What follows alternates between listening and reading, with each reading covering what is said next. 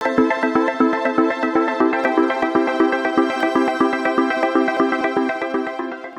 नमस्कार. इकॉनॉमिक्सची जी टेस्ट आहे आपली 85 प्रश्नांच्या डिस्कशन बाबतची ही कंटिन्यू करतोय आपण. पहिल्या पार्टमध्ये 45 प्रश्नांचं डिस्कशन आपण ऑलरेडी बघितलंय. आता 46 पासून ऑनवर्ड्स पुढं या व्हिडिओमध्ये बघूयात.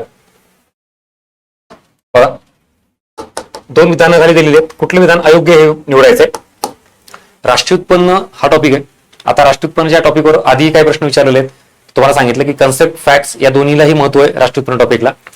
आयोगाच्या अगोदरच्या काही प्रश्नांचा विचार केला ना, तर आयोगाचा जो पॅटर्न होता कन्सेप्टवर विचारलेल्या प्रश्नांचा, तो फक्त अंडरस्टँडिंग बेस होता. म्हणजे तुम्हाला कन्सेप्ट किती कळाल्यात हे आयोग चेक करायचं. त्याला म्हणायचं अंडरस्टँडिंग बेस क्वेश्चन. त्याच्यानंतर मला आयोगाच्या प्रश्नांचा पॅटर्न असा वाटला, कळालेली कन्सेप्ट ही तुम्हाला अप्लाय करता येईल का, त्याला आपण ऍप्लिकेशन बेस क्वेश्चन म्हणतो. फॉर एक्झाम्पल CRR कन्सेप्ट माहिती आहे. व्यापारी बँकांनी आरबीआयकडे ठेवलेल्या एकूण ठेवीपैकी काही रक्कम जी आरबीआयकडे ठेवली जाते व्यापारी बँकांकडून, तर आपण CRR असं म्हणतो. मग CRR कुठल्या परिस्थितीत वाढवला जाईल किंवा महागाईची परिस्थिती असताना CRR कमी केला जाईल की वाढवला जाईल, हे म्हणायचं ऍप्लिकेशन करणं त्या कन्सेप्टचं. क्लिअर. मग हे ऍप्लिकेशन बेस क्वेश्चन. पुढं कंपॅरिझन किंवा कोरिलेशन, म्हणजेच आता तुम्हाला कन्सेप्ट इंडिव्हिज्युअली एक एक कन्सेप्ट माहिती आहे, पण ज्या वेळेला आयोगाने जर एकत्रित कन्सेप्ट विचारल्या 2 किंवा 3, डिफरन्स बिटवीन CRR किंवा SLR किंवा difference between GDP GNP, concept तर माहितीच आहेत ना, पण दोघात तुलना कधी केली का आपण, मग हा पॅटर्न आहे कंपॅरिझन किंवा कोरिलेशन वाला. तुम्हाला आता या तिन्ही गोष्टी इथून पुढे इकॉनॉमिक्सचा अभ्यास करताना इम्प्लिमेंट करावा लागतील. तरच असे थोडेफार प्रश्न जे परीक्षेत विचारले जातात ते फक्त आणि फक्त तुम्ही टॅकल करू शकता. ट्रॅडिशन वेळी जे आपण अभ्यास आतापर्यंत करून आलेलो आहे त्याच्यामार्फत हे प्रश्न सुटणारे नाहीयेत. ठीक आहे.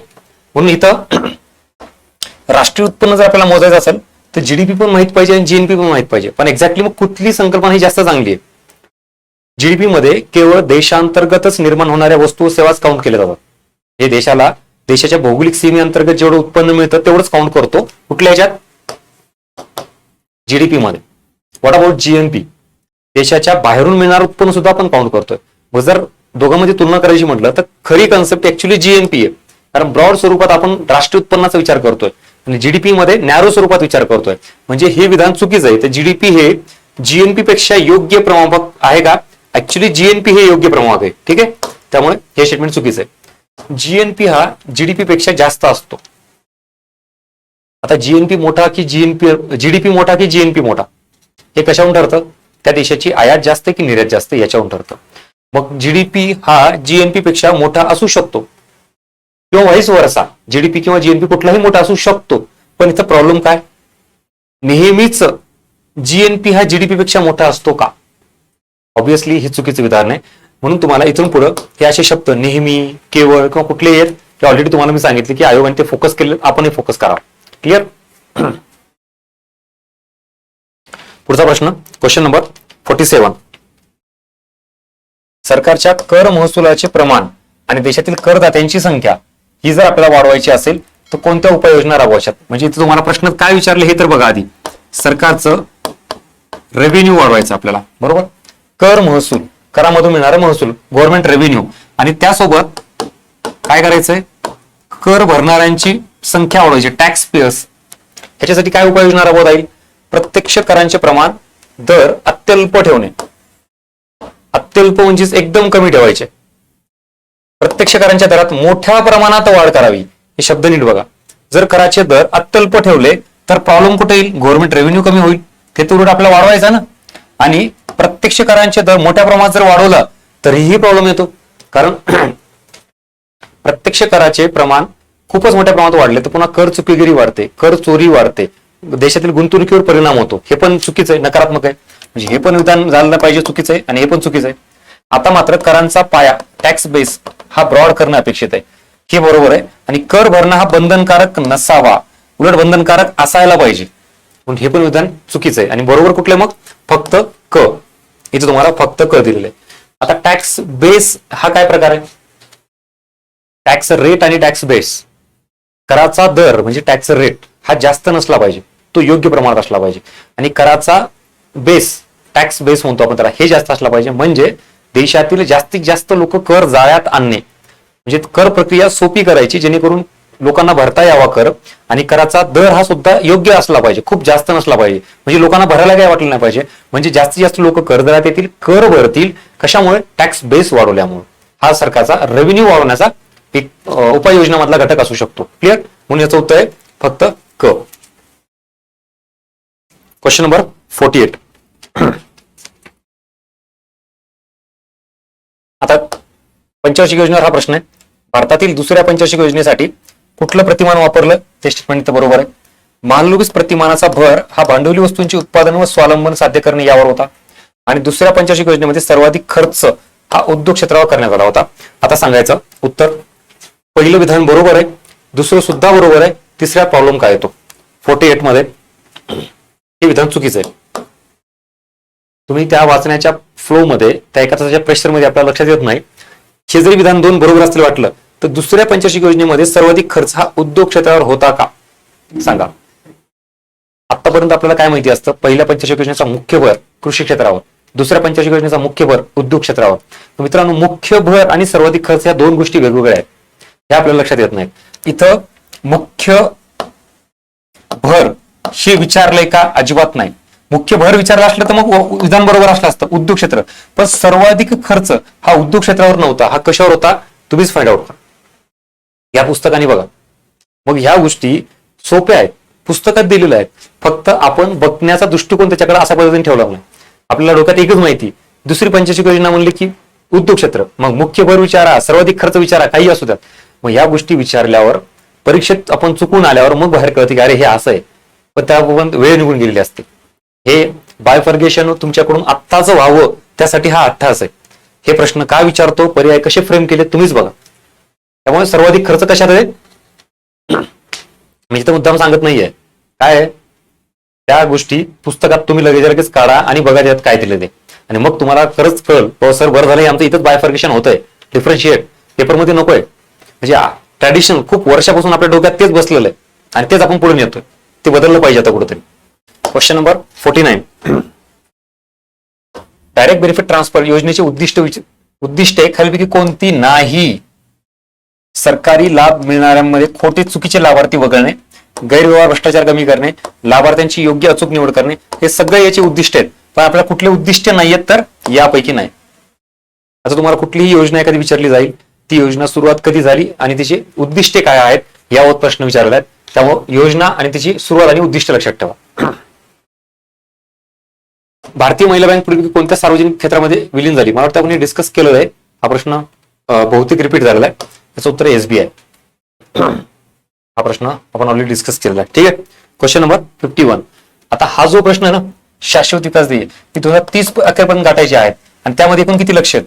आता तुम्हाला कंबाईन पूर्व परीक्षा टार्गेट करायचं म्हणलं तर शाश्वत विकास हा टॉपिक नाहीये, पण जर इन केस असा काही प्रश्न आला तर याच्यामध्ये करंट रिलेटेड प्रश्न येऊ शकतो. शाश्वत विकास, मानव विकास, कोर राज्यसेवाचे टॉपिक आहेत, राज्यसेवा पूर्व परीक्षेचे, त्याच्यावर डेफिनेटली प्रश्न असतो. आता इथं हा प्रश्न टाकण्यामागचा उद्देश काय बघा, हा ऍक्च्युली कोर शाश्वत विकासावर आहे, पण तुम्ही इथं करंट मध्ये जर इन केस काही शाश्वत विकासाबाबतची इन्फॉर्मेशन आली, सस्टेनेबल डेव्हलपमेंट इंडेक्स हा जो काय आला तर तिचं दुर्लक्ष करू नका. ठीक आहे. हा प्रश्न तुम्हाला माहित नसला तरी चालेल, लक्षात ठेवा, कारण हे परत मानव विकास झाला, शाश्वत विकास झाला, जे राज्यसेवेचे आहेत आपण ते कदाचित हे थोडे बाजूला ठेवतो, लास्ट प्रायोरिटी ठेवतो तरी हरकत नाही. मेन कोर आहेत त्याच्यावर फोकस करा. इथे तुम्हाला लक्ष टार्गेट विचारलेले आहेत. गोल आणि टार्गेट मध्ये फरक असतो. गोल एमडीजी आणि एसडीजी किती? एमडीजी 8, एसडीजी 17, पण इथं मात्र लक्ष टार्गेट विचारले जे इथं कुठेही ऑप्शन मध्ये दिलेले नाहीत, यापैकी नाही. दोघातला फरक लक्षात नसल्यामुळे प्रश्न चुकू शकतो. Question number 52. अर्थव्यवस्थेतील मंदीची परिस्थिती दूर करण्यासाठी केंद्र सरकारने कोणत्या धोरणाचा अवलंब केला पाहिजे? मागच्या प्रश्नामध्ये तुम्हाला राजकोषीय आणि विस्तारित धोरण हे मी डिस्कस केलेलं आहे. राजकोषीय धोरणाचे 2 भाग, संकुचित राजकोषीय धोरण आणि विस्तारित राजकोषीय धोरण. संकुचित म्हणजे सरकारचा खर्च कमी असणे, विस्तारित म्हणजे सरकारचा खर्च जास्त असणे. मग आता इथं कुठली परिस्थिती सांगितली? मंदी. मंदीच्या परिस्थितीमध्ये ऑलरेडी वस्तू सेवांची डिमांड कमी असते, चलन पुरवठा कमी असतो, गुंतवणूक कमी, औद्योगिकरण कमी, बेरोजगारी जास्त, यालाच मंदीची परिस्थिती म्हणतो. इथं खाजगी व्यक्ती, खाजगी उद्योजक गुंतवणूक करतील का? अशा वाईट परिस्थितीमध्ये जर लॉस होत असेल तर खाजगी व्यक्ती गुंतवणूकच करणार नाही. मग अर्थव्यवस्थेला चालना कशी मिळेल? रोजगार निर्मिती कशी होईल? यासाठी सरकारमार्फत खर्च जास्त करणं हे इथं अपेक्षित असतं. आणि मग सरकारने जास्त खर्च करणं हे कोणत्या धोरणामध्ये येतं? विस्तारित राजकोषीय धोरण, ह्याला प्रसारित राजकोषीय धोरण असंही म्हटलं जातं. मग मंदीच्या परिस्थितीमध्ये ही दूर करायची असेल तर कुठलं धोरण स्वीकारलं पाहिजे? विस्तारित. परत बेसिक कन्सेप्ट आहे, मला नाही वाटत हा प्रश्न तुम्हाला अवघड गेला असेल आणि जायला पण नाही पाहिजे. ठीक आहे. 53 काहीपैकी कोणत्या दोन आंतरराष्ट्रीय संघटना संदर्भात ब्रेटन वूड ट्विन्स असं संकल्पना वापरली जाते? ब्रेटन वूडच्या जुळ्या बहिणी, ब्रेटन वूड भगिनी असा शब्द वापरला जातो बघा. मग कुठली? आता ज्यांना माहितीच नाही, काहीच नाही, तर माझं स्पष्ट म्हणणं आहे अशा गोष्टींना हात घालायचा नाही. आणि मग जर लॉजिक लावायचा प्रयत्न केला की तुमच्यापैकी काही जणांनी बघितलं असेल बघा, गॅट WTO, अरे हा ही जोडी बरोबर वाटती, किंवा हे सोडून दे, हे कोणाला मला नाही वाटत की इथं कोणी निवडलं असेल. एक तर एक नंबर किंवा ब्रिक्स आणि सार्क, हा ह्याच्यावर पण बरेच जण गेले असतील. तुम्ही भलेही माझ्या समोर नाही येत, पण मी म्हणलं ना, प्रश्न त्याच्यावरही काम केले, पर्यायावर काम केले आणि तुमच्या मानसिकतेवर काम केलं. तुम्ही काय विचार करू शकता या लेवलला आपण प्रश्नामध्ये काम केलं, विचार करा. म्हणजेच गॅट WTO किंवा ब्रिक्स सार्क्स हे निवडतो आपण. प्रश्न आहे काय आणि त्याचं उत्तर काय बघा, यापैकी नाही. मग काय उत्तर काय?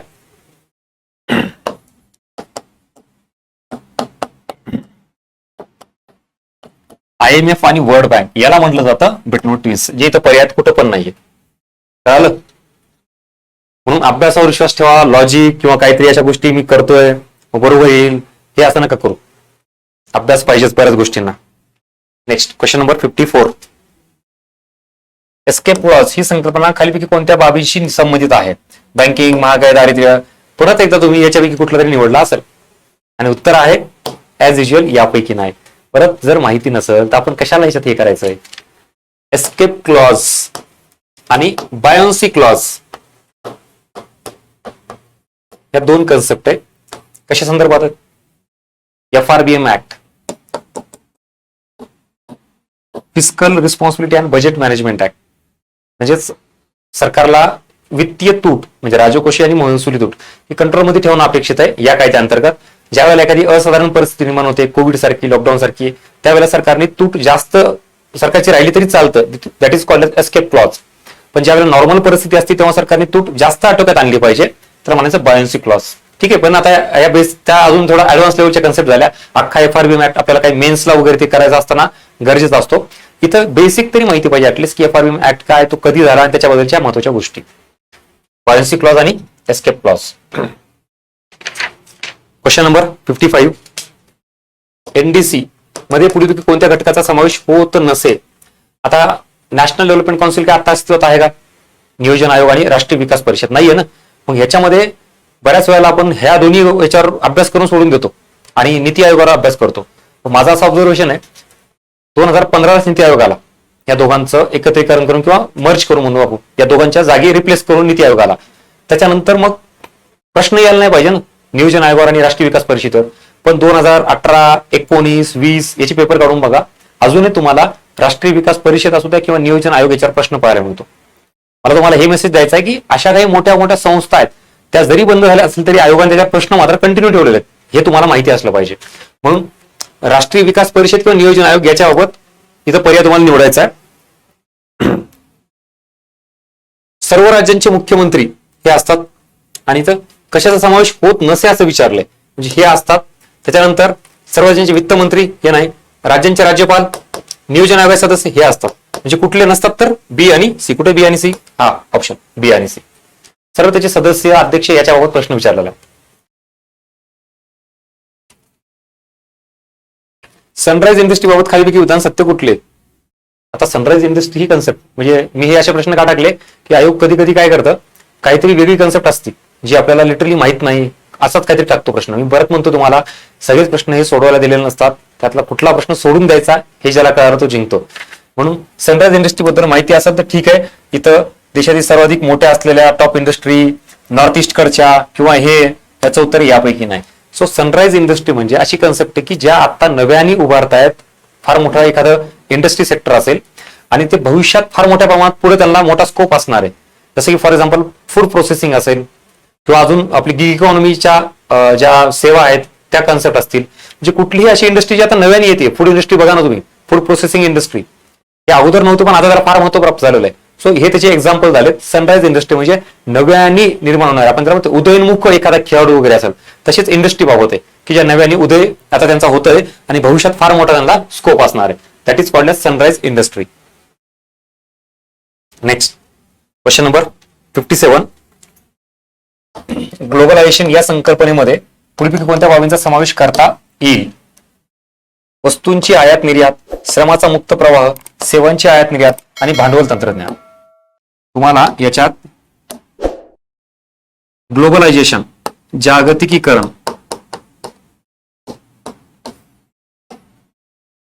वस्तू, सेवा, त्याच्यानंतर एखादा व्यक्ती म्हणजे श्रम, त्याच्यानंतर भांडवल, तंत्रज्ञान, या सगळ्या इथं ज्या तुम्हाला दिलेल्या आहेत, श्रमाचा आयात नाही, या सगळ्या वस्तूंची, या घटकांची एखाद्या देशामध्ये त्याचं येणं असेल किंवा तिथून जाणं असेल, यालाच आपण मुक्त प्रवाह असं म्हणतो. म्हणजे आपल्या देशामध्ये वस्तूंची आयात होऊ शकते, निर्यात होऊ शकते, सेवांची आयात निर्यात, परकीय गुंतवणूक, आपल्या देशात दुसरा एखाद्या व्यक्ती येऊन काम करू शकतो किंवा आपल्या देशातला दुसऱ्या देशात जाऊ शकतो, व्हॉट एव्हर, या सगळ्यांचा मुक्त प्रवाह, that is called as globalisation. आणि हे सगळं त्याच्यामध्ये येतं, म्हणून याचं उत्तर आहे वरील सर्व.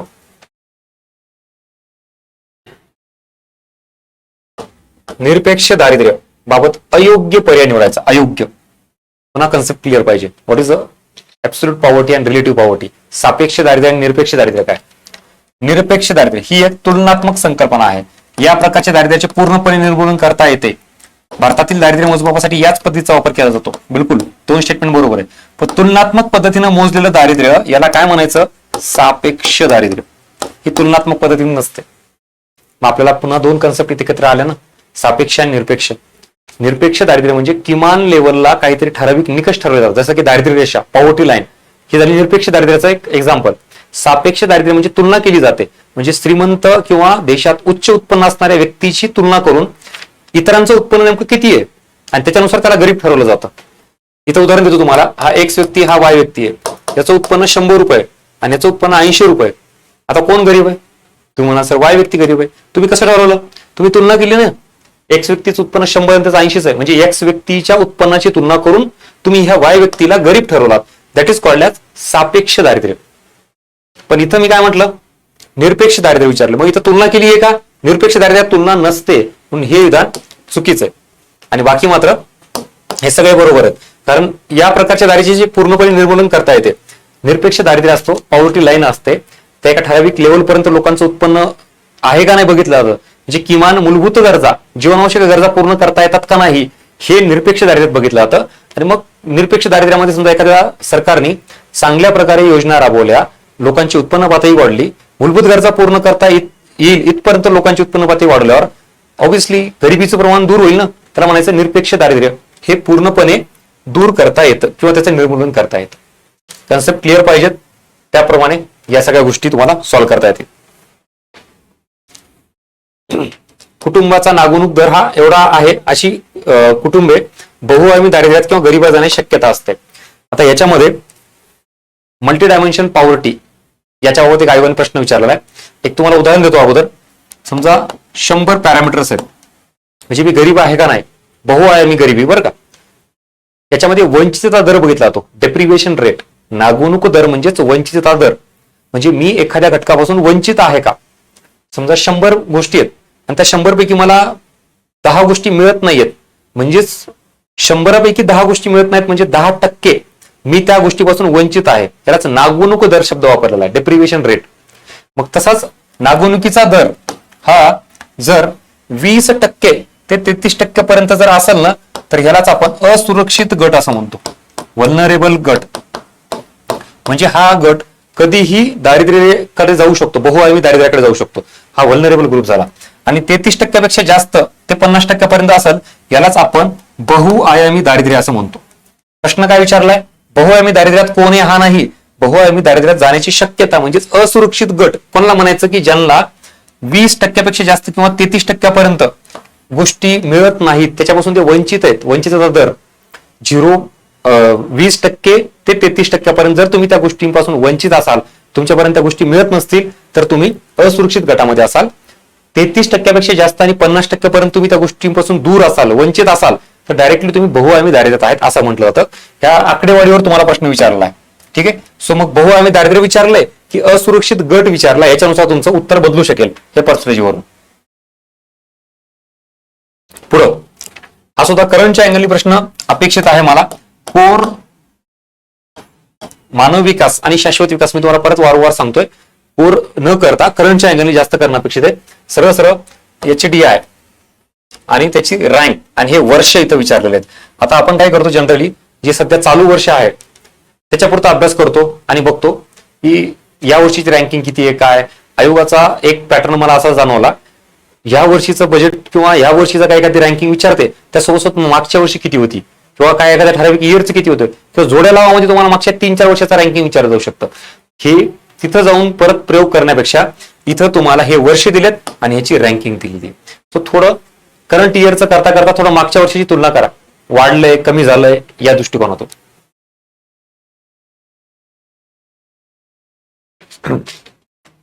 आता मधले जे प्रश्न होते आकडा ऍक्च्युली बदलला आपला, आधी 60 होता आणि तो इकडे गेला कारण मध्ये करंटचे प्रश्न होते त्या सिक्वेन्सचे. त्यामुळे आपले 100च असतील. फक्त आता पुढचा जो प्रश्न आपला सुरू होतो इथून 76 पासून. ठीक आहे. राष्ट्रीय उत्पन्नाबाबत खाली कोणते विधान सत्य नाही, म्हणजेच कुठलं विधान असत्य निवडायचं आपल्याला, म्हणजेच चुकीचं विधान निवडायचं. राष्ट्रीय उत्पन्नात घसारा मूल्य समाविष्ट केले जाते. राष्ट्रीय उत्पन्न पैशातच व्यक्त केले जाते. आता याच्यात तुम्हाला विधान जर बघायचं म्हटलं, राष्ट्रीय उत्पन्न पैशात व्यक्त केले हे कन्फर्म आहे, म्हणजे कुठलं विधान आपलं सत्य नाही, तर हे ऍक्च्युली सत्य आहे. म्हणजे ह्याच्यात हे आपल्याला उत्तरामध्ये निवडायचं नाहीये.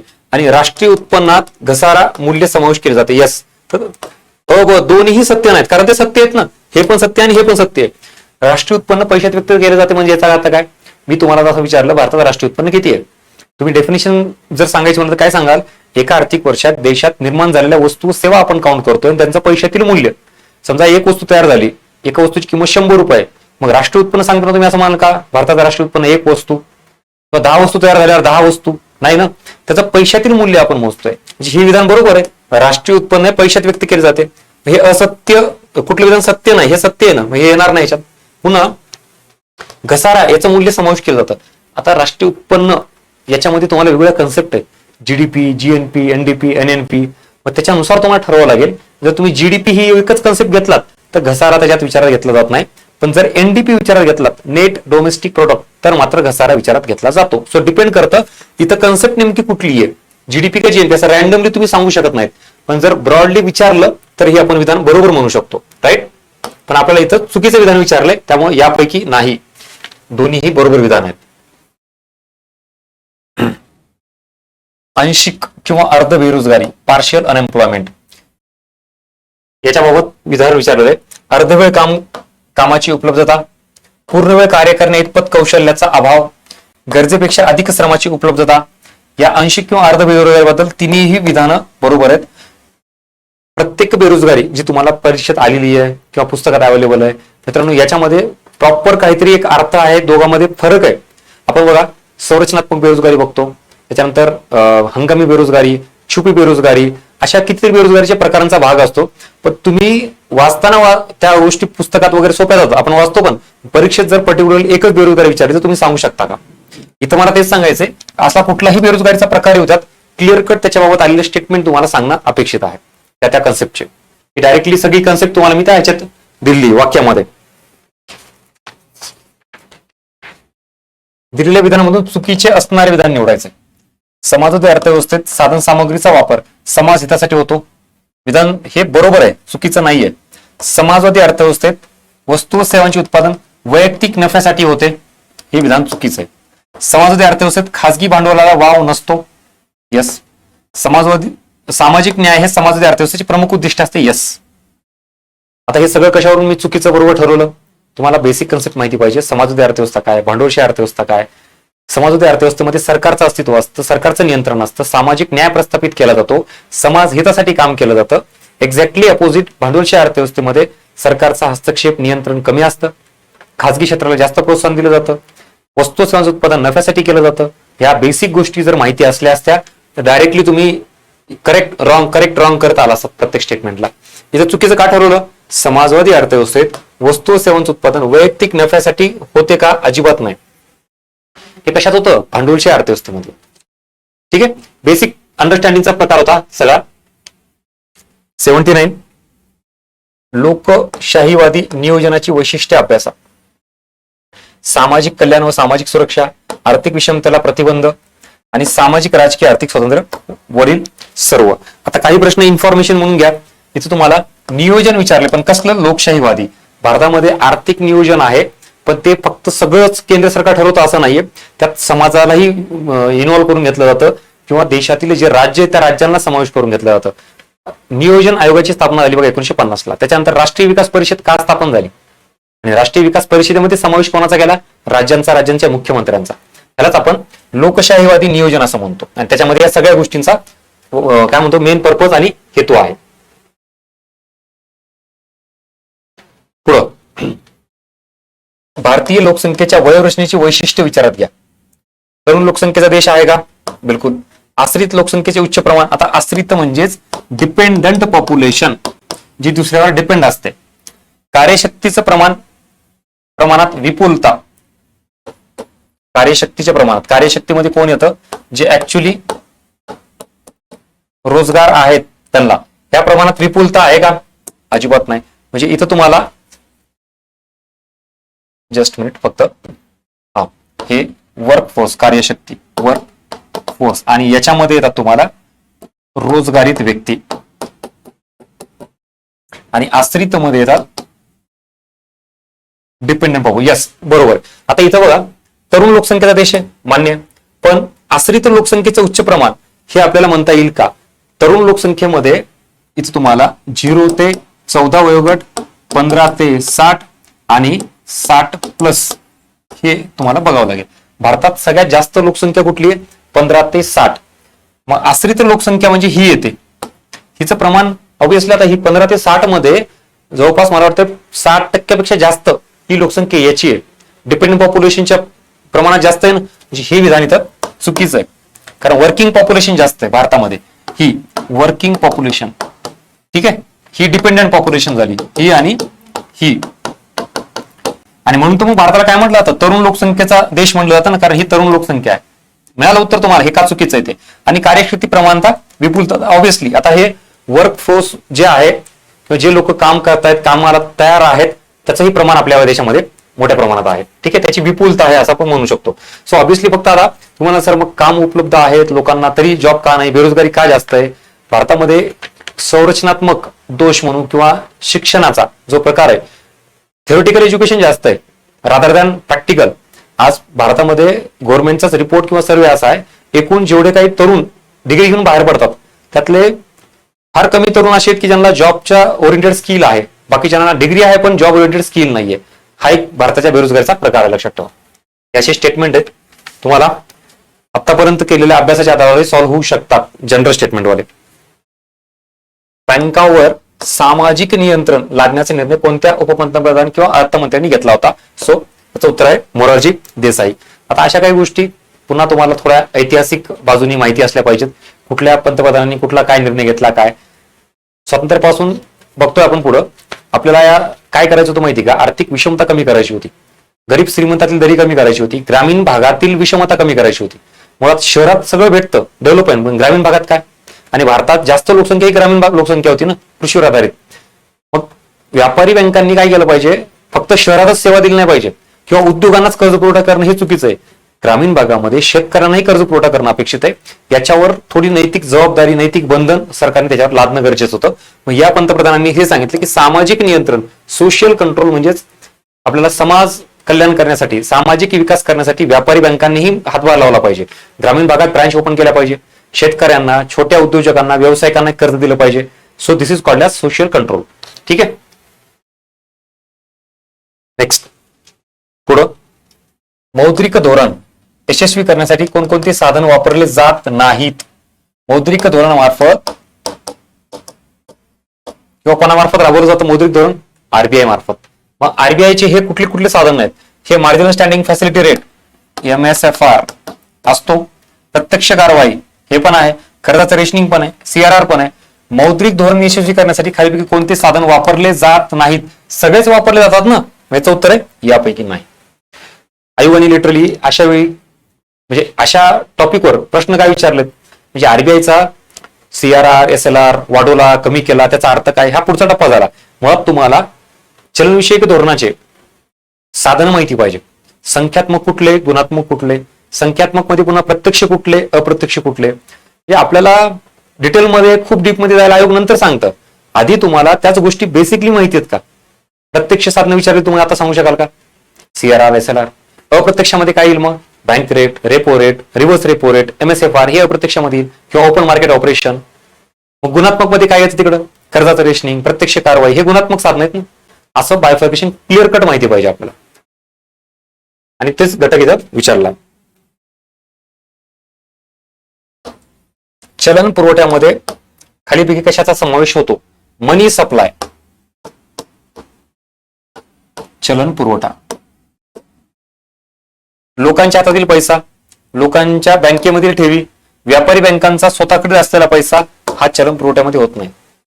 चलन पुरवठा म्हणजे सरळ सरळ पतनिर्मिती, म्हणजेच अर्थव्यवस्थेत असलेला पैसा. मग ते कर्ज स्वरूपात असू द्यात किंवा लोकांकडील डायरेक्टली स्वतःचा पैसा असू द्या हातामध्ये, तर माझं चलन पुरवठा मनी सप्लाय. म्हणजे लोकांच्या हातातील पैसा किंवा लोकांच्या बँकेमधील ठेवी ज्याच्या मार्फत काय करतं, बँक कर्ज देते. आता हे काही गोष्टी डायरेक्टली टेक्निकल आहेत, तुम्हाला माहिती असतात की त्याच्यात काय येतं आणि काय येत नाही. चलो क्वेश्चन नंबर 84. आर्थिक सुधारणांन्वये केलेल्या वित्तीय सुधारणा विचारात घ्या. आर्थिक सुधारणा म्हणजेच LPG, याच्या अंतर्गत काय सुधारणा केल्यात? रिझर्व्ह बँकेच्या भूमिकेत नियामक ऐवजी प्रोत्साहक असा बदल करण्यात आला. आणि CRR SLR बँक दर किंवा अजून इतर काही बँक दर असतील याच्यामध्ये घट करण्यात आली. आता याच्यात पहिला हा जो पार्ट होता नियामक आणि प्रोत्साहक, इथं जरा बऱ्यापैकी तुम्हाला डाऊट असेल. 1991च्या अगोदर मी तुम्हाला आता सांगितलं, त्याच्या आधीचा एक प्रश्न होता बघा, तो सोशियल कंट्रोल, सामाजिक नियंत्रण काय लावलं होतं? सरकारला विकास करायचा होता, मग देशातील बँकांनी हातभार लावला पाहिजे. आपण आर्थिक नियोजनासाठी प्लॅन केला 5 वर्षासाठी जावं, त्याला आपण पंचवार्षिक योजना म्हणतो. ग्रामीण भागासाठी विकास करणे, प्रादेशिक विषमता कमी झाली पाहिजे, आर्थिक विषमता कमी झाली पाहिजे, ग्रामीण भागात रोजगार निर्मिती झाली पाहिजे, दारिद्र्य दूर झालं पाहिजे. या सगळ्या गोष्टी जर करायच्या असेल ना, तर ग्रामीण भागामध्ये रोजगार निर्मिती वाढण्यासाठी गुंतवणूक झाली पाहिजे, औद्योगिकरण वाढलं पाहिजे, त्यासाठी तिथं कर्ज पुरवठा झाला पाहिजे, बँकिंग सेक्टर गेलं पाहिजे. ते जात नव्हतं. किंवा बँका फक्त अशाच लोकांना कर्ज द्यायच्या ज्यांना नोकरी आहे, जे उच्चवर्णीय आहेत. मग उलट त्यांच्याकडे ऑलरेडी पैसा आहे ना, ऍक्च्युली पैसा कोणाकडे गेला पाहिजे?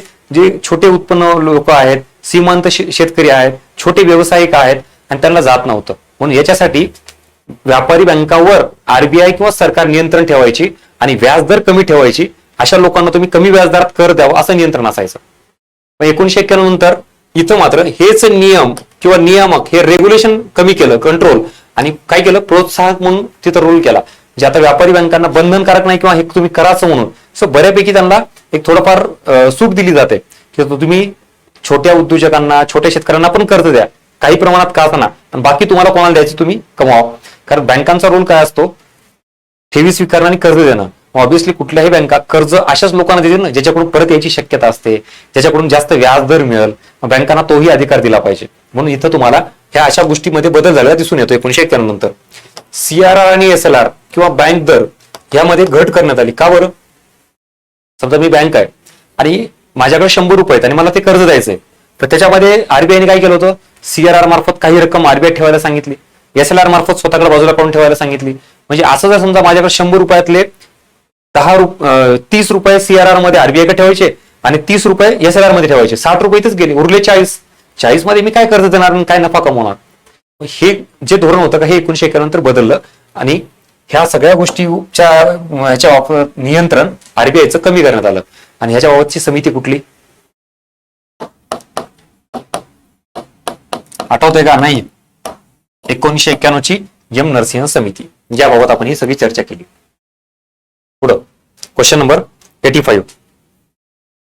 साधा प्रश्न. 2015 रोजी नीती आयोग कोणत्या अध्यक्षतेखाली जी समिती किंवा कृती दल स्थापन केला होता? कुठला? अरविंद पनगाडिया. अशा कुठल्या आयोगाच्या स्थापना, त्याचे अध्यक्ष, समित्या, ती कशा संदर्भात आहे, हा एक तुम्हाला अप्रोच माहिती असावा वाचण्याच्या फ्लो मध्ये. त्याच्यात तुम्ही लक्ष दिलं पाहिजे. स्पेशल ड्रॉइंग राईट्स एसडीआर बद्दल काही विधानं दिलेली आहेत. काय हा प्रकार नेमका एसडीआर? ऐकलं भरपूर असतं, पण त्याच्याबद्दलची इन्फॉर्मेशन. एसडीआर हे चलन नाही, विधान बरोबर आहे. एसडीआर IMFच्या लेख्यांचे एकक म्हणून कार्य करते, बरोबर आहे. एसडीआरचा वापर आंतरराष्ट्रीय व्यवहारपूर्ती एकक म्हणून केला जातो, राईट. IMF कडून 75 मध्ये एसडीआरची निर्मिती करण्यात आली. आता इथं बघा, इथं तुम्हाला अजून इयरचा भाग हा माहिती क्लिअर कधी सुरू झाला आणि काय केलं ते आणि कशामुळे केलेलं आहे, अशा कुठेतरी छोट्या गोष्टी असतात ती आपल्याला माहित नाही. बऱ्यापैकी आयोगाने अशा वेळेला वरील सर्व हे उत्तर बरोबर म्हणून दिलेलं असतं आणि तुमच्या विद्यार्थ्यांचं हेच लॉजिक असतं. ज्यावेळेला स्टेटमेंटवर प्रश्न येतात ना, तुमच्या बऱ्याच विद्यार्थ्यांचं असं म्हणणं आहे की सर वरील सर्व हे बरोबर असतं. असं काही नाही, त्यामुळे चुकलेलं आहे, इथे नीट बघा. एसडीआर म्हणजेच काय? Special drawing rights. हे एक प्रकारचं एकक आहे. म्हणजे माझ्याकडे समजा आता आपण भारतासारखा देश आहे, आपल्याकडे खूप मोठ्या प्रमाणात डॉलर नाहीयेत, मला एखाद्या दुसऱ्या देशाकडून वस्तू आयात करायची, त्यासाठी डॉलर लागतील. मला रुपये देऊन डॉलर घ्यावं लागतील. ह्याच्याऐवजी जर मी IMFचा सदस्य असेल तर मला माझ्याकडून जे रुपये आहेत ते मी IMFला देईल, त्याच्या बदल्यात मी एसडीआर घेईल. आणि एसडीआर म्हणजे हे एक आंतरराष्ट्रीय व्यवहारपूर्तीचं एकक म्हणून काम करतं. म्हणजे मला अमेरिकेसोबत व्यवहार करायचा असेल तर डॉलर लागतील, डॉलरची गरज नाही, एसडीआर असेल तर काम चालेल. मला ब्रिटन सोबत जायचं असेल तिथं पाऊंड लागेल, मग तिथेही मी एसडीआर दिलं चालेल. म्हणजे मी एसडीआर दिले तर तो देश तो एसडीआर स्वीकारतो. मग त्याला IMF कडे गेला तर एसडीआरच्या बदल्यामध्ये डॉलर पण मिळू शकतील, पाऊंड पण मिळू शकेल, येन, रेनेम्बी, कुठल्याही देशाच्या करन्सीमध्ये एसडीआरचं रूपांतर करता येतं किंवा दुसऱ्या करन्सीचं रूपांतर एसडीआर मध्ये आणि एसडीआरचं दुसऱ्या करन्सीमध्ये. अशा सगळ्या गोष्टी हे एसडीआर मार्फत तिथं आंतरराष्ट्रीय स्तरावरील पूर्तता करता येते. कशाची? व्यवहाराची. उलट सोपं आहे हे सगळ्या गोष्टी. एक ठराविक कुठली तरी करन्सी मला बाळगायची गरज नाही, डायरेक्टली एसडीआर. साधं उदाहरण देतो तुम्हाला चेकचं. आता मला तुम्हाला पैसे द्यायचे, मग पैशामध्ये किती नोटा देऊ, किती कॉईन देऊ, 500च्या नोटा कशाच्या, मला काय करायचे, माझ्याकडे किती आहेत, 500च्याच आहेत. मग तुम्हाला त्या पाहिजे नसेल तर मग मी काय करणार, सरळ सरळ चेक देणार, हे घ्या बाबा चेक, संपला विषय. आता तो चेक तुम्ही दुसऱ्याला देऊ शकता. म्हणजे हे एक व्यवहारपूर्तीचं एकक झालं. हे तसं आंतरराष्ट्रीय स्तरावर काम करतं. काय? एसडीआर. त्याला स्पेशल ड्रॉइंग राईट असं म्हटलं जातं. त्याच्याबद्दलची इन्फॉर्मेशन दिली होती. Question number 87. गतिमान ह्याच्यात तुम्हाला जलसिंचन लाभ कार्यक्रमाविषयी कोणते विधान सत्य नाही असं विचारलंय आणि क विधान हे नवीन लघु सिंचन प्रकल्प उभारण्यासाठी राज्यांना वित्तीय मदत करण्यासाठी नाहीये. बाकी इन्फॉर्मेशन तुम्हाला दिलेली. आता कुठला एखादा कार्यक्रम किंवा योजना याच्याबद्दल मी तुम्हाला सांगितलंय की जी इन्फॉर्मेशन आहे त्यात फार जास्त कन्सेप्ट वगैरे अजिबात नसतात. तुम्ही एखादी योजना काढा, फॉर एक्झाम्पल उज्ज्वला योजना. आता काय कन्सेप्ट आहे त्याच्यात? तुम्हाला उज्ज्वला योजना कधी सुरू झाली आणि ती कशासाठी? सौभाग्य योजना, मुद्रा योजना. सांगायचा उद्देश की योजना, लोकसंख्या, याच्यावर तुम्हाला लोकसंख्येवर किमान 2 प्रश्न, योजनेवर किमान 2 प्रश्न, एकूण 4 ते 5 प्रश्न फक्त या 2च घटकावर मी जे आताचा उल्लेख केला. तरीही आपल्याला ह्याच्यावर येत नाहीत का? आपण त्याच्याकडे थोडं वेगळ्या अँगलनी बघितलं पाहिजे. वाचतो, सोडून देतो. इथून पुढे कुठलीही योजना किंवा ते लोकसंख्येचा भाग करताना जरा जो डेटा दिलेला आहे ना तो व्यवस्थित पाठ करा. हा प्रश्न टाकण्यामागचा उद्देश तो आहे माझा. कुठलीही योजना किंवा कार्यक्रम त्याच्याकडे दुर्लक्ष करू नका. खालीलपैकी कोणत्या क्षेत्रामध्ये हंगामी बेरोजगारी निर्माण होऊ शकते? काय त्याचं उदाहरण? शेती, उलन कापडाचे कारखाने किंवा पर्यटन. आता हंगामी बेरोजगारीशी फक्त एकच घटक जोडलेला असतो आपला आतापर्यंतचा, तो म्हणजे शेतीच. मग इथं फक्त दिलं ना, मग इथं काय म्हणलं, शक्यता पण निर्माण केली नाही. इथं आता हंगामी बेरोजगारी ही प्रामुख्याने ग्रामीण भागात, त्यातही कृषी क्षेत्रामध्ये आढळते, पण तशीच ही शहरी भागात पण आढळते. ठराविक हंगामामध्ये व्यक्तीला काम मिळणे, इतर हंगामात ते बेरोजगार असणे. म्हणजे शहरात पण लागू होतं ना, आईस्क्रीम कारखाने, पर्यटन क्षेत्र, वॉटेवर, किंवा हे उलनचे कापड किंवा कसले हे फक्त हिवाळ्यातच पाहायला मिळतात, वॉटेवर, असे कुठलेही व्यवसाय. म्हणून याचं उत्तर आहे अ ब क. कन्सेप्ट बघा तोच आहे. इतकी वेळा हंगामी बेरोजगारी आपण ऐकली, वाचली, पण असा फिरून प्रश्न आल्यानंतर जर उत्तर चुकलं असेल तुमचं तर विचार करण्यासारखी गोष्ट आहे. ग्रामीण भागातही आढळते आणि शहरी भागातही आढळते, पण हा अप्रोच आपल्या समोर कदाचित नसेल तुमच्या आतापर्यंत आलेला. खालीपैकी कोणत्या अर्थव्यवस्थेत स्पर्धेऐवजी सहकार्य, कॉम्पिटिशन दिसून येते? मिश्र अर्थव्यवस्था असेल, भांडवलशाही अर्थव्यवस्था होता. आता इथं तुम्हाला मिश्र अर्थव्यवस्था ही कदाचित निवडली असेल तुम्ही, ही तर विषयच नाहीये, पण ह्याच्यापेक्षा जास्त जर तुम्ही इथं बघितलं तर सहकार्य हे तुम्हाला कशात पाहायला मिळतं? समाजवादी अर्थव्यवस्थेमध्ये. कारण समाजवादी अर्थव्यवस्थेमध्ये कॉम्पिटिशन नसतं, तिथं सरकारचं नियंत्रण असतं आणि बऱ्यापैकी सरकार हे नफ्यासाठी काम करत नाही तर समाज हितासाठी काम करतं. म्हणून तुम्हाला कॉम्पिटिशन जर कुठं नसलं म्हटलं तर ते समाजवादीमध्ये, आणि तिथं काय असतं, सहकार्य, कॉपरेशन. नेक्स्ट, अर्थव्यवस्थेतील व्याजदर, इंटरेस्ट रेट खालीपैकी कोणत्या घटकाला प्रभावित करेल? आता व्याजदर, मग ते बँकेचे व्याजदर असतील किंवा आरबीआयचे repo rate, reverse repo rate, bank rate, CRR, SLR, what ever, हे व्याजदर जे आहेत ना, हे खालीपैकी कोणत्या घटकाला प्रभावित करेल असं म्हटलेलं आहे.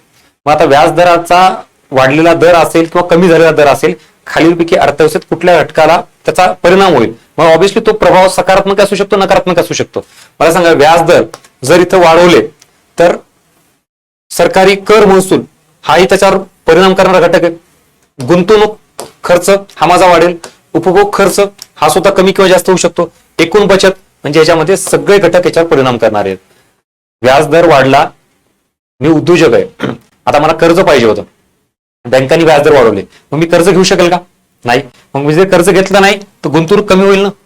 किंवा वाढलेल्या व्याजदरासोबत जर मी कर्ज घेतला तर ऑब्व्हियसली माझा खर्च वाढेल.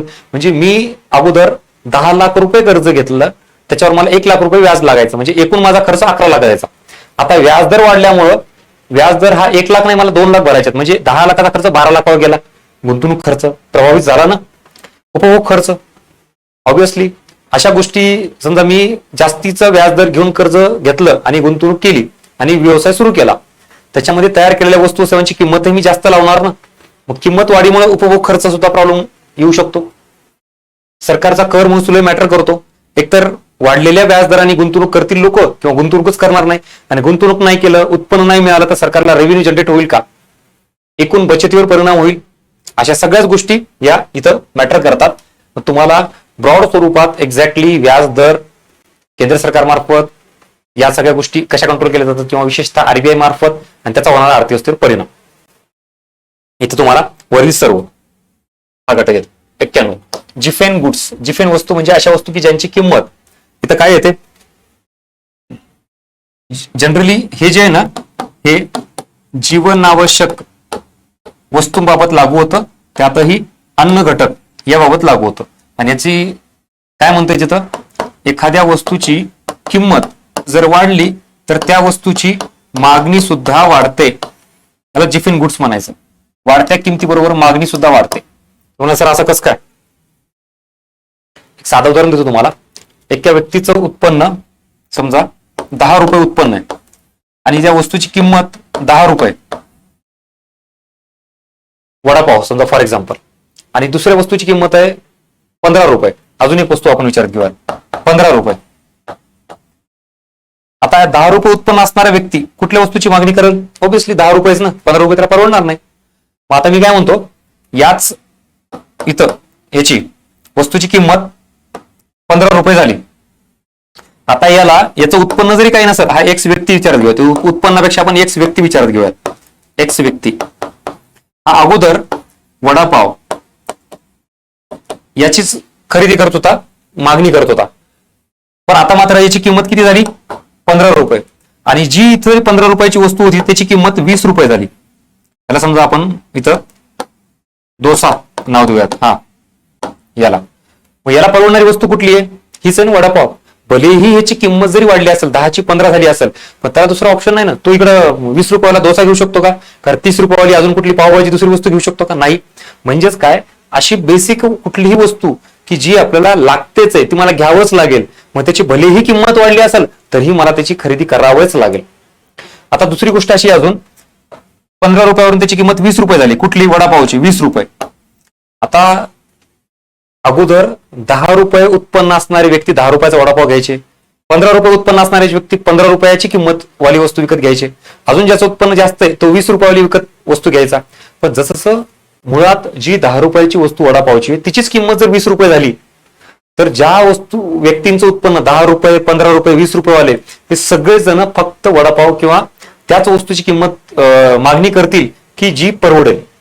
बाकीच्या वस्तूंची तर अजून पुढच्या लेवलला गेली नाही त्या सगळ्या गोष्टींची किंमत. याचा अर्थ असा होतो की ज्या बेसिक वस्तूंच्या किमतीत जरी वाढ झालीये तरी त्याची मागणी ही कमी होत नाही, उलट काय होते, मागणी वाढते. एक साधं उदाहरण देतो तुम्हाला अजून एक. तुम्ही याचं उदाहरण बघा.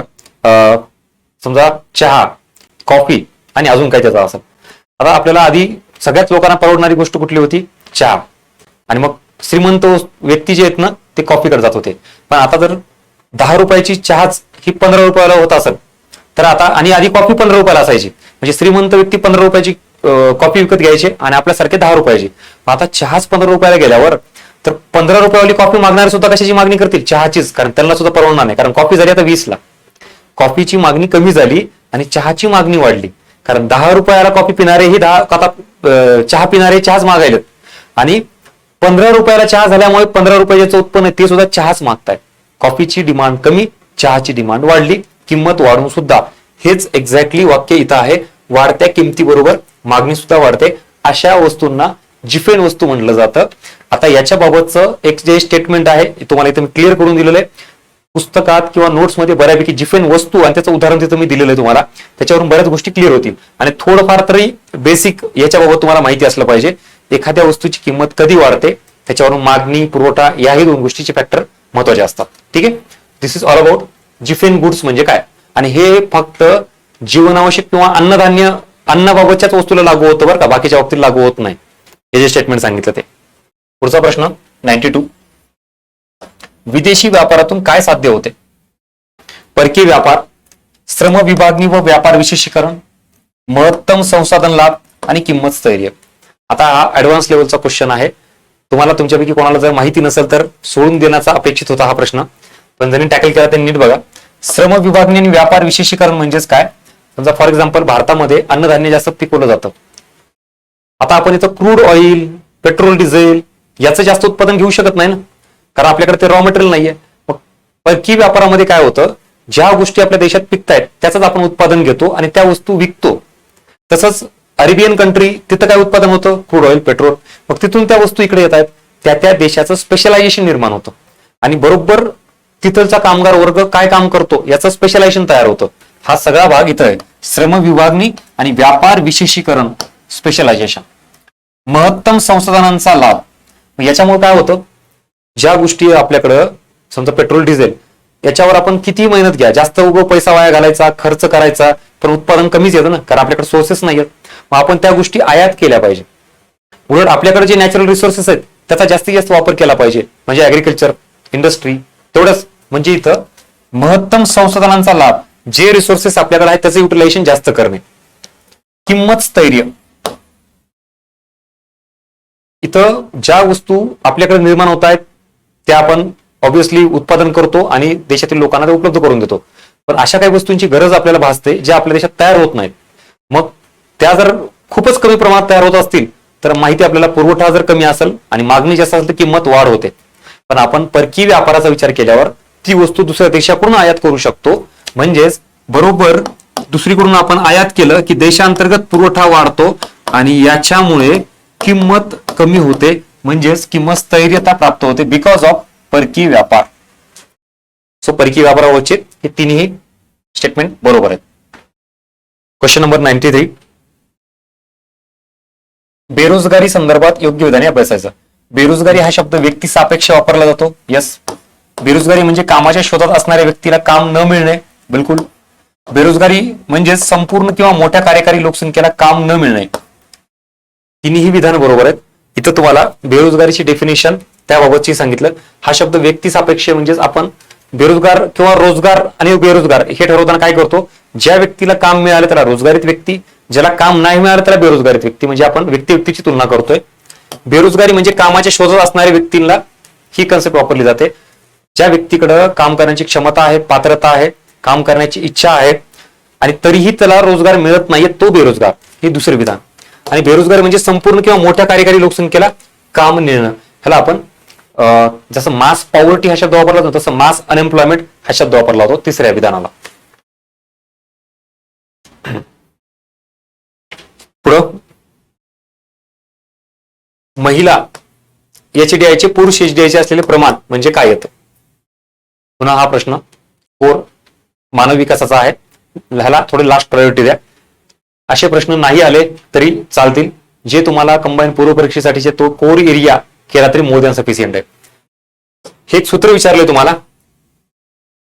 दरवर्षी UNDP मार्फत HDR जाहीर केला जातो बघा. HDR human development report. आणि त्या रिपोर्टमध्ये हे सगळे 5 इंडेक्स असतात. कुठले 5 इंडेक्स? HDI, IHDI, GDI आणि GII असे 5 इंडेक्स असतात. त्याच्यामध्ये तुम्हाला हे जेंडर डेव्हलपमेंट इंडेक्स जो असतो ना तो इथे विचारलेला आहे.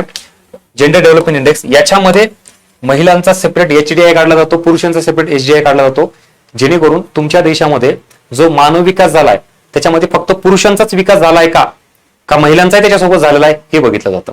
आणि मग याच्यावरून लिंग असमानता ही मोजली जाते, जी आपल्याला इतर निर्देशांकामध्ये दिसत नाही. जसं की फॉर एक्झाम्पल HDI जर काढला त्यात मेल आणि फिमेल ह्या गोष्टी चेक केल्या जात नाहीत. ओव्हरऑल पूर्ण देशाचा सगळ्या गोष्टींचा विचार केला जातो.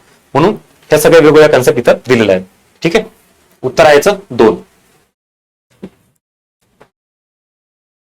पुढं 2005 साली 12व्या वित्त आयोगाने आपल्या शिफारसीमध्ये 20% संभाव्य दर सुचवला होता. याच्यापैकी केंद्र राज्यांची विभागणी. हा फॅक्च्युअल प्रश्न आहे. याचं उत्तर आहे 1. हा टाकण्यामागचा उद्देश तुम्हाला वित्त आयोग क्लिअर कट माहिती पाहिजे. मी मागची माझी STIM ची बॅच पण झाली. तुम्ही बघा त्याची व्हिडिओ युट्यूबला अवेलेबल आहेत. परीक्षेच्या आधी सांगितलं होतं असे काही ठराविक एरिया टॉपिक आहेत आयोगाचे जे फिक्स तुम्हाला प्रश्न विचारले. जसं की वित्त आयोग. वित्त आयोगामध्ये तुम्हाला त्याचे अध्यक्ष माहिती पाहिजे. झालेच किती 15 वित्त आयोग आहे ना प्रत्येकाचे. त्याचा कालावधी डिटेलमध्ये रिपोर्ट नसेल तरी चालतं, पण ऍटलीस्ट त्याचे अध्यक्ष सदस्य तरी माहिती असू द्या. हा सगळा पार्ट वित्त आयोगाचा तुम्हाला क्लिअर असला पाहिजे. पुढं प्रतिमान आणि पंचवार्षिक योजना. पंचवार्षिक योजनेवर सुद्धा तुम्हाला कन्सेप्ट फार कमी आहेत. ऍक्च्युली राज्यसेवा आणि त्यातही मुख्य असेल राज्यसेवेची तर नियोजनाचे प्रकार, वित्तीय नियोजन म्हणजे काय, भौतिक नियोजन म्हणजे काय हे विचारलं जातं. तुम्हाला सोपा पार्ट आहे उलट. फक्त पंचवार्षिक योजना करायच्यात.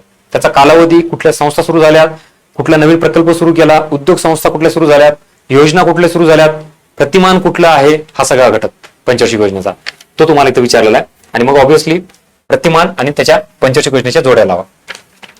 प्रत्येक पुस्तकात तो चार्ट दिलेला आहे. मला नाही वाटत की ते ह्याच्यात तुम्हाला काही गोष्टीचा अडचण आली असत. पुन्हा फॅक्च्युअल प्रश्न. लोकसंख्या बाबतीत उच्च वाढ मात्र घसरता दर अशी स्थिती दिसून येते. कधीपासून? तर ती आहे इथं तुम्हाला 1981 पासून. बघा लोकसंख्या विस्फोटीचा कालावधी भारताचा कुठला? तर 50 ते 81चा. पण त्याच्यानंतर मात्र काय झालं, लोकसंख्या कंट्रोल व्हायला लागली. जे लोकसंख्या तर आपली वाढतीये पण वाढीचा दर कमी होतोय. बघा या 1981 पासून भारतात लोकसंख्या बाबतीत उच्च वाढ मात्र घसरता दर, म्हणजे लोकसंख्या तर वाढती आपली तेच आहे पण लोकसंख्या वाढीचा दर कमी होतोय. दशवार्षिक जो दर आहे ना तो तुम्हाला आठवत असेल बघा. अगोदर 21-22% आसपास काहीतरी होता, तो पुन्हा 17% आलाय. बरोबर ना? तो वाला पॉईंट इथे. तो कधीपासून? 81 पासून ऑनवर्ड्स पुढं. Question number 98. त्यापैकी कोणती समिती अग्रक्रम प्राधान्य क्षेत्र कर्ज पुरवठ्याशी संबंधित नाही? तर या सगळ्या संबंधित आहेत म्हणून याचं उत्तर आहे यापैकी नाही. पुन्हा समित्या, आयोग त्याबाबतचा प्रश्न. इथं 1906च्या नाणे कायद्यानुसार भारत सरकार मूल्याची नाणी बनवू शकतो. म्हणजे मॅक्झिमम भारत सरकार किती मूल्याचा कॉईन बनवू शकतो? तर 1000. आता परत फॅक्च्युअल असा काही प्रश्न आहे. पुढं FRBM कायदा 2003 नुसार 2009 पर्यंत कोणती तूट नियंत्रणाचे लक्ष ठेवण्यात आले होते? FRBM act, fiscal responsibility and budget management act 2003चा. याच्या अंतर्गत सरकारच्या खर्चावर नियंत्रण यावं, तुटीवर नियंत्रण यावं यासाठी हा कायदा करण्यात आला होता. त्यात 2 तुटीचा उल्लेख होता. कुठल्या 2 तुटीचा? एक तर राजकोषीय तूट आणि महसुली तूट. हे दोनच. कुठे? अ आणि ब. त्यात मला सांगा राजकोषीय तूट किती टक्क्यापर्यंत कमी करायची होती? महसुली तूट सांगा. बरोबर का? हाच प्रश्न विचारलाय. That's it. चलो, so this is all about 100 questions जे आपण 85 क्वेश्चन जे इकॉनॉमिक्सचे बघितले. मित्रांनो या सगळ्या याच्यातून मी लेक्चरच्या स्टार्टिंगला सांगितलं तुम्हाला प्रश्न, त्याचा अप्रोच, पर्याय, एलिमिनेशन मेथड, प्रश्न वाचणे, पूर्ण वाचणे, पर्याय सुद्धा पूर्ण वाचणे, पुढे शेवटी असते नसते व्हॉट एव्हर जे काय ना हा प्रकार नीट बघा. बाकी आपण इथं टेस्ट डिस्कशनला आलेलो आहेत आणि त्यात शेवटच्या टप्प्यात आलेलो आहेत. जरा या गोष्टीतून तुम्हाला इम्प्रुव्हमेंटला फार मोठा चान्स आहे हे एक्सेप्ट करा. आणि अजूनही काही डाऊट असेल ते करा. माझी तर मग एकच आहे, तुम्हाला पहिल्यापासून सांगतोय इकॉनॉमिक्स मध्ये मार्क्स न येण्याचं कारण आयोगाला दोष देऊन चालणार नाही, पेपर अवघड असतो, सब्जेक्ट अवघड असतो असं अजिबात नाहीये. हातचे 10 ते 12 क्वेश्चन्स हे तुमचे असतात, त्यातले तुम्हाला घेतलेच पाहिजे, फक्त परफेक्शन. ठीक आहे, चलो सो भेटूया पुढच्या याच्यामध्ये. Thank you so much.